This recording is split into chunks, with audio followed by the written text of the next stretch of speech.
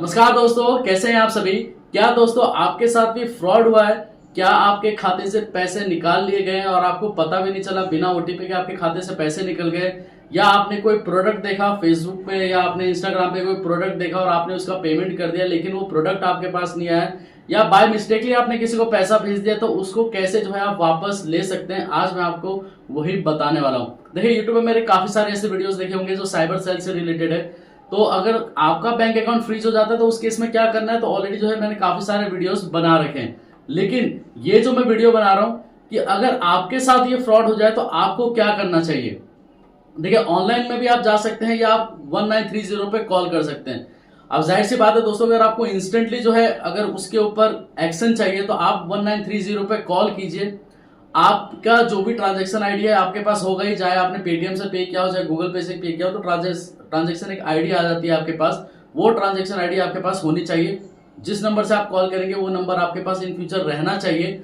आप 1930 पे कॉल करके जो है आप अपने कंप्लेन को इंस्टेंटली जो है रजिस्टर कराइए। इससे होता क्या है कि अगर मान के चलिए जिस भी खाते में वो पैसे गए हैं और आपने कंप्लेंट कर दिया है, तो विद इन 24 आवर्स या 48 आवर्स के अंदर जो है वो बैंक अकाउंट फ्रीज हो जाता है। काफी बार ऐसा होता है कि हम जो है बाय मिस्टेकली किसी को मान के चलो कि आपने को पैसे भेजने थे और वो किसी और के पास चले गए, 1000 रुपए थे या 2000 थे या 10,000 रुपए थे या 50,000 रुपए थे, जो भी था, वो बाय मिस्टेकली किसी दूसरे के खाते में चले गए। तो इस केस में जो है आप 1930 पे कॉल करके अपनी कंप्लेंट रजिस्टर कराइए। इससे होगा क्या, जो सामने वाली पार्टी होगी उसका अकाउंट फ्रीज हो जाएगा। अब जब अकाउंट उसका फ्रीज हो जाएगा तब वो जाएगा बैंक के पास, बैंक को बोलेगा कि मेरा बैंक अकाउंट कैसे फ्रीज हो गया। तब बैंक आपको बताएगी कि फलाने नाम से एक आदमी ने आपके नाम पे कंप्लेंट डाली है कि इतना पैसा आपके खाते में आया है, जिसके वजह से आपका खाता फ्रीज कर दिया गया है। अब खाता फ्रीज हो जाएगा, जिसके जिसके पास पैसे चले गए आपके खाते से, जिसके पास भी पैसे गए, तो उसका अकाउंट अब फ्रीज हो गया। अब वो परेशान होगा अपने बैंक अकाउंट को अनफ्रीज कराने के लिए। तब क्या होगा, तब वो आपके पास कॉल करेगा, क्योंकि बैंक वाले जो है आपका नंबर देंगे और उसको इन्वेस्टिगेशन ऑफिसर का भी नंबर देंगे जो आपका केस हैंडल करेगा। क्योंकि जब भी एक साइबर सेल में कंप्लेंट की जाती है तो एक आईओ का नंबर दिया जाता है। जो आईओ आपका सेम वही रहेगा, जो पुलिस इंस्पेक्टर जो रहेगा वो आपका भी वही रहेगा, जो जिसके नाम पे कंप्लेंट किया उसका भी जो पुलिस इंस्पेक्टर है वो दोनों का सेम रहेगा।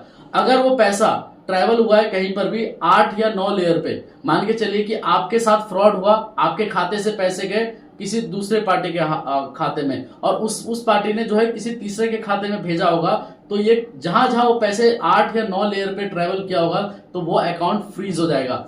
अब मान के चलिए वो पार्टी आपको कॉल करेगी कि सर इस तरीके से जो है आपने कंप्लेंट किया है, क्या प्रॉब्लम आ गई है। तब आप उसको बोल सकते हो कि या तो बाय मिस्टेकली आपने उसे पैसे भेज दिए, उसको बोल सकते हो कि मेरे को ये रिटर्न आप कर दीजिए, मैं कंप्लेंट वापस ले लूंगा। दूसरा ये हो सकता है कि आपने कोई प्रोडक्ट देखा हो और उसके वजह से जो है वो प्रोडक्ट आपके पास नहीं आया बाय मिस्टेकली और उस पर आपने कंप्लेंट कर दिया, तो आप वो बोल सकते हो कि मैंने प्रोडक्ट ऑर्डर किया था, मेरे पास प्रोडक्ट नहीं आया, तो इसलिए जो है मैंने कंप्लेंट रेज की है। तो इस तरीके से जो है दोस्तों कि ये केस में क्या होता है कि जब आप वो केस कंप्लेंट वापस लेते हैं, साइबर सेल वाला एक बार आपसे कांटेक्ट भी करेगा और हो सकता है कि आपका भी बैंक अकाउंट फ्रीज किया जाए। तो साइबर सेल वाला जो है आपसे कांटेक्ट करेगा और वो पूछेगा कि आपके जो ये पैसे थे क्या उन्होंने रिटर्न कर दिए। आप बोलते हो कि नहीं, उसने नहीं रिटर्न किए। देन जो है साइबर सेल जो है आपका और उनका जो है बीच में एक मीडिएटर के तौर पे काम करेगा और वो आपका जो पैसा या तो उसके अकाउंट में होल्ड करा के जब तक इन्वेस्टिगेशन पूरी नहीं हो जाती तब तक वो पैसा बैक नहीं आएगा आपके पास। अगर कोई ऐसा केस होता है जिसमें जिसके पास खाते में पैसे बाय मिस्टेकली चले गए हो या उसने कोई फ्रॉड नहीं किया हो लेकिन हाँ उनके खाते में पैसे पड़े हुए हैं, तो उस केस में जो है वो पैसा जो है आपको, वो जो कस्टमर मतलब जो फ्रॉड जिसने किया वो पैसा जो है आपको वहां से वो रिटर्न आ जाएगा। साइबर सेल जो है बीच में आपका कोऑर्डिनेशन का काम करेगी और मान के चले कि जरूरी नहीं कि सामने वाले ने फ्रॉड ही किया हो, कभी कभी ऐसा भी होता है कि बाय मिस्टेकली हमारे से ही गलती से पैसा चलेगा किसी के खाते में और उसका जो है हमने अकाउंट फ्रीज करा दिया हो और वो जो है आपको पैसा देने के लिए भी रेडी है और उसने आपको पैसे भेज भी दिए हो बिना जो है आपके इन्वेस्टिगेशन ऑफिसर से बात किए हुए, तो उस केस में जो है आप कंप्लेंट वापस लेके उसके अकाउंट को अनफ्रीज करा सकते हैं। अगर ऐसा भी हुआ है, क्योंकि ऐसे जो है मेरे पास काफी सारे कॉल्स आते हैं लोगों के, तो 1930 पे जो है आप कॉल करके आप अपनी कंप्लेंट रजिस्टर करा लीजिए ताकि जो है वो पैसे ज्यादा जगह ना ट्रेवल हो पाए। अगर ज्यादा जगह ट्रेवल होंगे तो पैसे आने के चांसेस बहुत कम है। जैसे आपके साथ फ्रॉड होता है तो वैसे ही आप जो है 1930 पे कॉल करके आप उसको स्टॉप करा सकते हैं। अगर वो एक खाते में ही पैसे पड़े रहेंगे तो वो फ्रीज हो जाएगा उसका अकाउंट। और उस केस में जो है आप अपने पैसे को इजिली विड्रॉल कर पाएंगे।